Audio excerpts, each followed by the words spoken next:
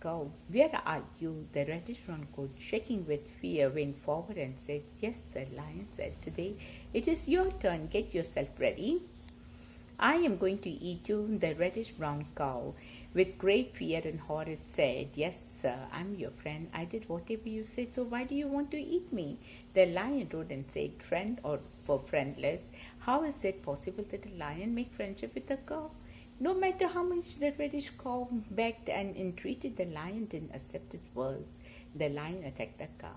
The cow said, Mr. Lion, please allow me to cry out 3 times before you eat me. The lion said, Quickly, quickly. The reddish brown cow cried out, I was eaten the very day the white cow was eaten. I was eaten the very day the black cow was eaten. I was eaten the very day I met with you. The lion devoured the reddish cow very quickly, but it said to itself, I have finished my job in this forest. Now I'd better go to the forest, go to other forests. Divide and rule policy. A white has no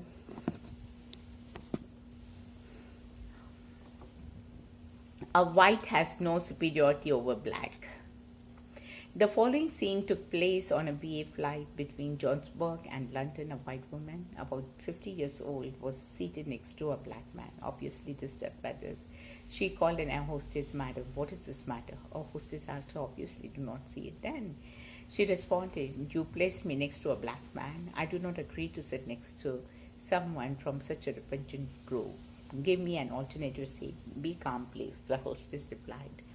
Almost all the places on this flight are taken. I will go to see if another place is available. The hostess went away and then came back a few minutes later. Madam, just as I thought, there were no other available seats in the economy class. I spoke to the captain and he informed me that there is also no seat in the business class. All the same, we still have no place in the first class. Before the woman could say anything, the hostess continued, It's not usual for our company to permit someone from the economy class to sit in the first class. However, given the circumstances, the captain feels that it would be scandalous to make someone sit next to someone so disgusting. She turned to the black guy and said, Therefore, sir, if you would like to please take your hand luggage because the seat awaits you in the first class. At that moment, the other passenger, who was shocked by what they had just witnessed, stood up and applauded. This is a true story against racism, which is not usually told. All mankind is from Adam and Eve, and Arab has no superiority over the non-Arab, nor a non-Arab has any superiority over an Arab. Also, a white has no superiority over the black, nor does a black have superiority over white, except by the piety and good action. Learn that every Muslim is the brother of the other Muslim, and that other Muslims constitute our brotherhood. Ghulam-e-Shai, the game of chance. Ghulam-e-Sheen was a popular social figure and a keen host of guests coming to him from distant lands. He lived in Moshei, a beautiful small town at the foot of the Mount Kilimanjaro in Tanzania. He was generous and hospitable to one and all. One of his hobbies during leisure hours, particularly on Saturdays and Sundays, was to play the game of cards with his friends. For hours they used to get together where they enjoyed the game. It was not with the aim of gambling, but rather just for pleasure and pastime. Once in the midst of the lively game of cards, his servant came to inform him that a guest of his was seriously ill at the guest house and needed his immediate attention. He sent the servant back saying he would come soon, but he was so much engrossed to withdraw from it. So he continued to play with keen interest. After a while, the servant came again to report that the condition the guest was deteriorating needed his urgent attention, as there was no one else to attend. But Ghulam-e-Shai was so deeply engrossed in the game that he did not want to be disturbed. As such, again he sent the servant back, promising to come soon. By the time he would be free from the very captivating game of cards, the servant came in for the third time. But this time he reported that the guest of this was a poor traveler from distant lands, had already died.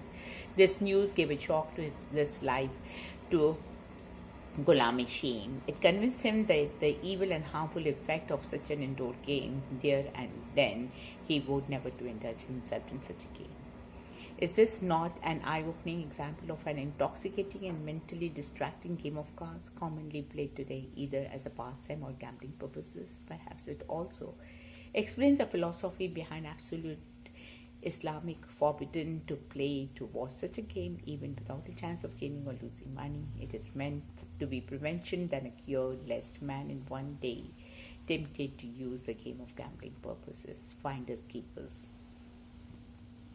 Abstention from sins is better than seeking help afterward.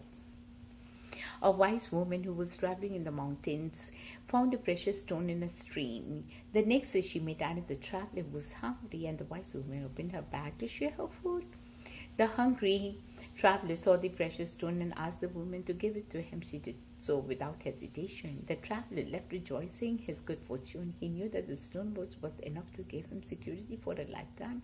But a few days later, he came back to return the stone to the wise woman. I've been thinking, I know how valuable the stone is, but I give it back to you in the hope that you will give me something even more precious. Give me what you have within you that enabled you to give me the stone. Beautiful bandage of complaint. Once a saint saw a man with a bandage tied round his head. Why have you tied the bandage? He asked. Because my head aches, the man replied. How old are you? 30. How have you been in pain and anguish the greater part of your life? No. For 30 years you have joy and good health, and you never tied the bandage of thankfulness. Now because of this one night headache you tie the bandage of